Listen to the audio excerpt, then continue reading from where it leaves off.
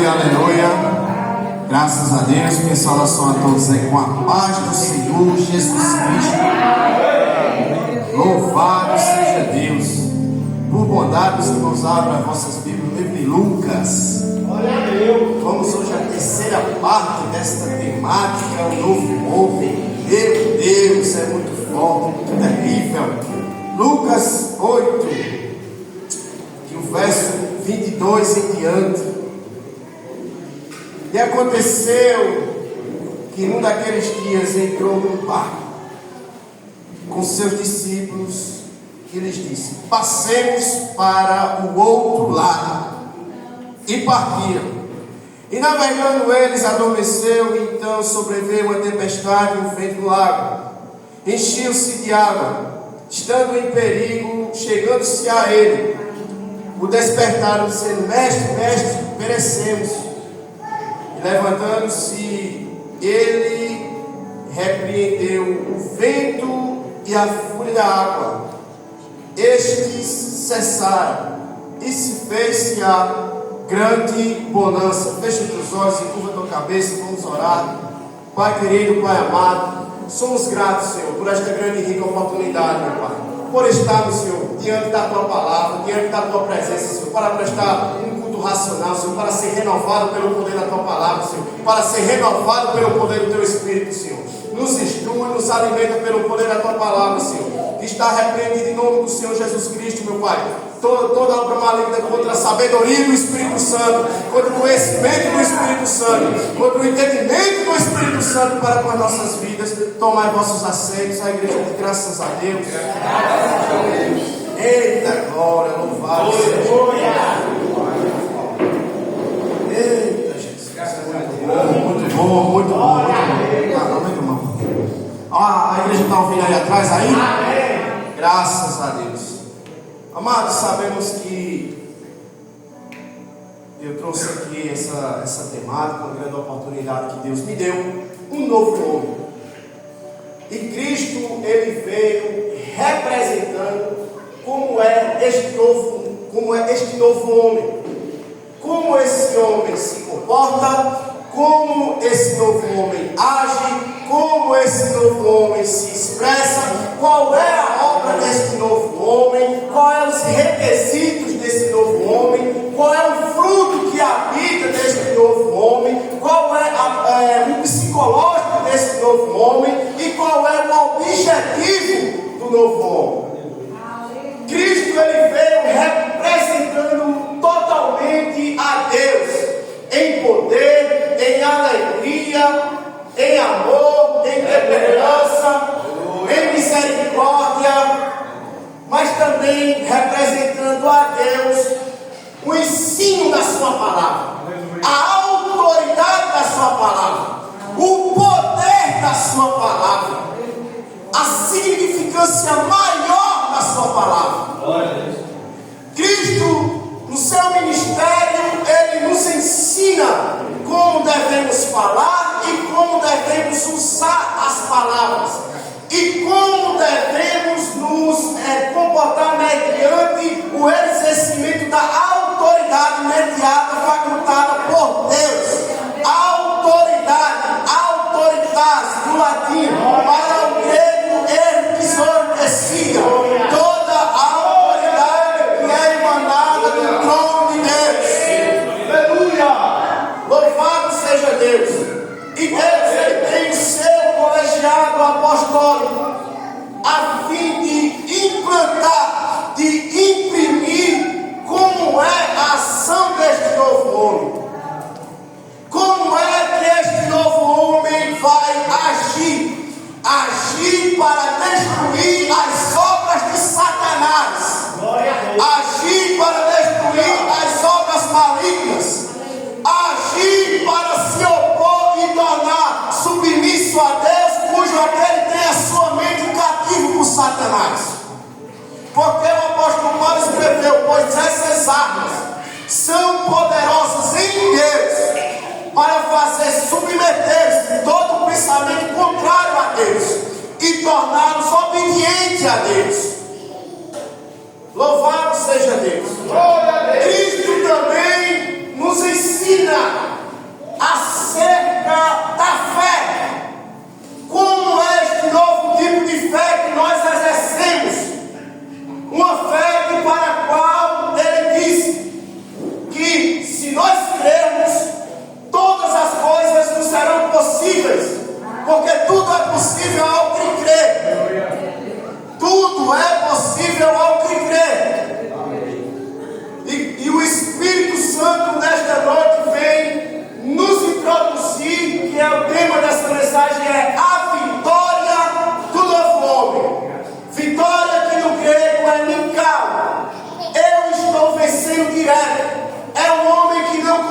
derrota, porque Deus nunca e nem será derrotado. Jesus nunca foi derrotado, e o Espírito Santo muito menos.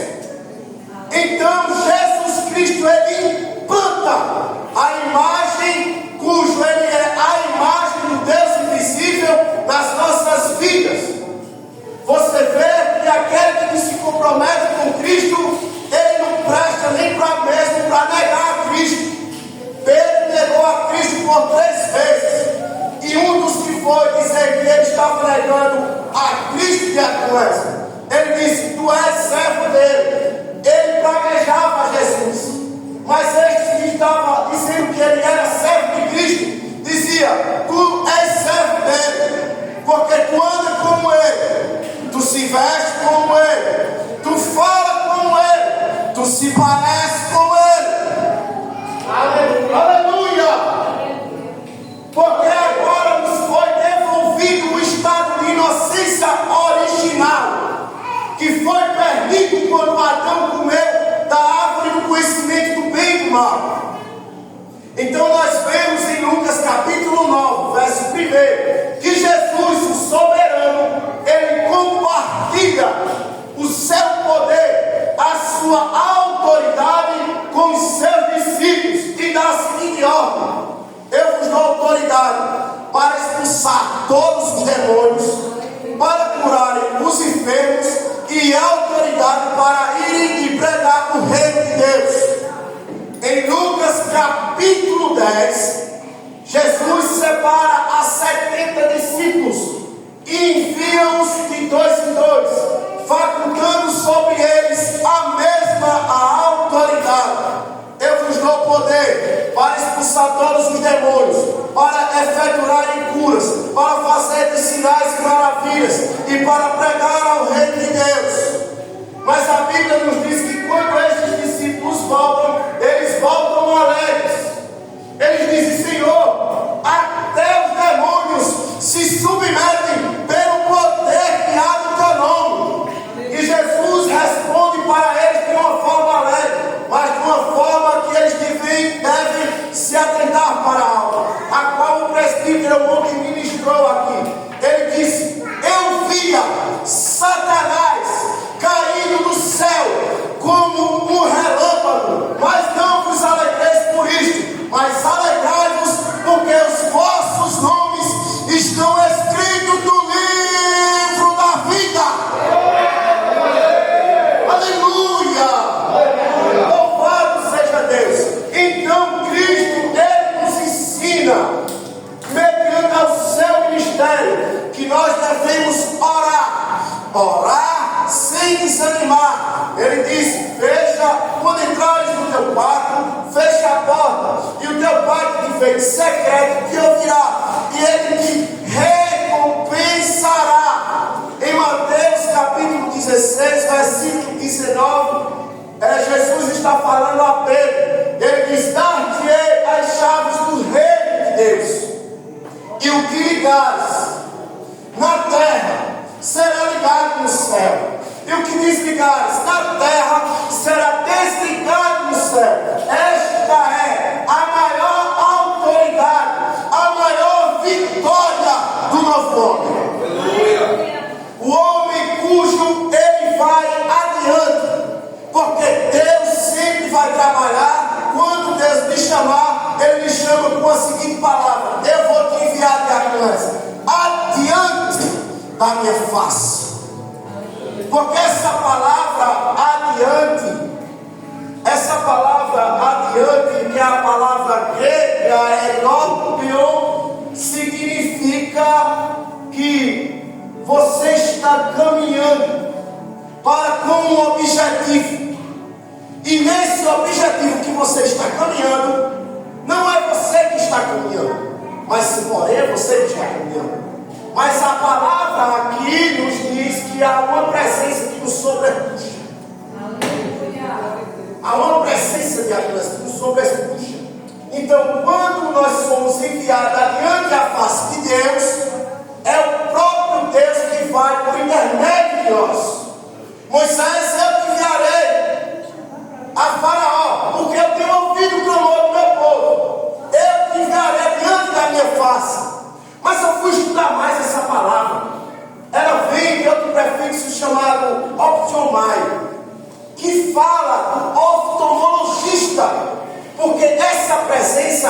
que fala daquele que fala a palavra, e essa presença que acompanha faz com que essa palavra se cumpra. Porque ele vai velando, como está escrito em Jeremias. O que é que tu vês? Eu vejo uma vara de amendoeiro. Ou seja, eu velo com a minha palavra para cumpri-la. Quando eu estou andando com você, quando você vai dentro da minha presença, você fala e a palavra se cumpre. Mas nós vemos aqui ainda algo mais interessante, porque esta palavra ela é muito profunda. Existe outra palavra aqui no verbo que fala ver o Deus invisível. Um discípulo disse: mestre, mostra-nos o Pai. E Jesus Cristo respondeu para ele: estou eu há tanto tempo convosco e ainda não me viste. Aleluia. Então quer dizer que quando eu olho para você, eu vejo o Pai. Eu tenho que ver o Pai na sua vida. Se você olha para mim, você tem que ver o Pai na minha vida. Se eu olho para o Senhor, pastor, eu tenho que ver o Pai na sua vida. Por meio de quê? Das suas obras. E aqueles que creem farão obras maiores que as que eu faço. Porque Cristo não é arrogante. Ele se compartilha por inteiro. Porque ele disse: vão e eis que eu estou convosco todos os dias. Ou seja, nada de abandono. Porque existe uma presença, a presença do Deus invisível, cuja imagem foi representada por Cristo, que é nos facultada a representar por meio do Espírito de Deus, que habita na sua vida, na sua vida, na sua vida, na vida de cada um que está aqui nesta noite. Porque essa chave aqui que Cristo está dando, as chaves do reino dos céus, que significa eu abro porta e fecho porta. Que significa eu fecho a porta para tu, Satanás. Eu fecho a porta para tu, enfermidade. Eu fecho a porta para tu, preguiça. Eu fecho a porta para tu, comodismo. E eu abro porta para o reino de Deus, para que as mentes cativas venham herdar essa presença, essa imagem, esse poder, essa autoridade, esta nova novidade de vida. Porque Cristo disse: eu vim para que tenham vida, e uma vida abundante. E Cristo ainda disse mais: eu sou o pão vivo que desceu do céu. Quem comer deste pão viverá para sempre. Cristo também nos disse: quem tem sede, vem a mim e beba, pois sua sede será saciada. Cristo também disse à mulher samaritana: se tu beber dessa água que tu bebes, tu tornarás a ter sede. Mas se tu beber da água que eu te der, tu não tornarás mais a ter sede. Tu matarás a sede de toda Samaria, de todos os samaritanos. Você entendeu qual é a vitória do novo homem? Um homem em poder, em autoridade, onde nem qualquer coisa não disparar dano algum. Porque tem muita gente que tem medo de exercer ministério, meu irmão. Tem medo de demônio, tem medo de fofoca, tem vergonha, tem timidez. Eu cheguei aqui, não sabia nada, não sabia ler o versículo, não sabia louvar da água. E Cristo foi trabalhando, foi abrindo as portas para mim, eu fui crescendo, fui evoluindo, para mim, esse estudo. Daí eu pedi logo uma saudação. Assim que eu me converti, disse negativo. Aleluia. Disse: você tem uma semana aí para estudar e me dar uma saudação. E eu fui ali, fiquei com a minha esposa lendo, e eu pregando para ela. Tá assim, quando eu disse: será que vai dar certo? Resultado: nunca mais parei. Fui fazer, fiz teologia, vou fazer bacharelado, fiz psicologia, fiz neurologia, e vou fazer, e vou estudando, vou fazer uma aula de inteligência emocional, e vou estudando, e vai acontecendo as coisas de Deus. Fiz especialização bíblica, e assim Deus vai abrindo a porta, porque Paulo escreveu que aquele que deseja as coisas de Deus, excelente coisa deseja. Porque as coisas de Deus são para a glória dele